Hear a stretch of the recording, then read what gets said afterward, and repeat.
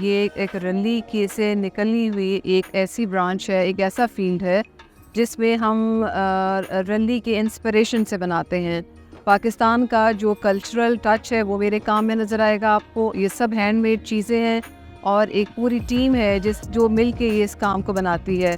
Handmade काम की value जो है उन्हीं लोगों को पता चल सकती है जो इसको जानते हैं और इसको समझते हैं। एक हैंडमेड चीज़ छोटी सी बनाने के लिए बहुत बारीक बारीक उसमें डिटेलिंग करनी पड़ती है और उसके अंदर एक क्राफ्ट्समैनशिप जो है वो साफ नज़र आती है।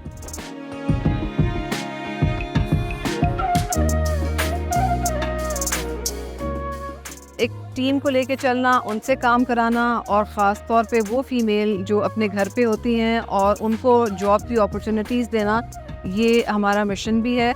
और जितनी भी यहाँ पर ख़वातीन हैं जो अपना हैंडमेड प्रोडक्ट्स बना रही हैं, वो इसी तरह प्रमोट कर रही हैं पाकिस्तान को, पाकिस्तान के कल्चर को।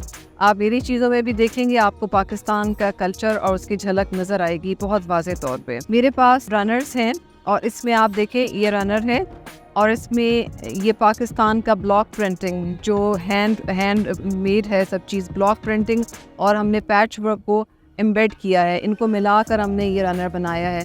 ये छोटी छोटी चीज़ों को बारीक बारीक टुकड़ों को काट के और उनको इस महारत से जोड़ा जाता है कि उसकी खूबसूरती और वाज़ेह हो जाती है। इसके बाद हम इसके अंदर पॉलिएस्टर शीट लगा के और इसको ड्यूरेबल कर देते हैं और लॉन्ग लास्टिंग कर देते हैं। ये सब चीज़ें पाकिस्तान के बेस्ट एक्सपोर्ट फैब्रिक से बनी हुई हैं और इनकी लॉन्ग लास्टिंग वैल्यू है। इसमें बेड स्प्रेड्स आते हैं, इसमें रनर्स हैं, कुशन्स हैं, बेबी आइटम्स हैं, छोटे छोटे हम किचन की हाउस होल्ड चीज़ें हैं, पाउचेस हैं, क्लचेस हैं।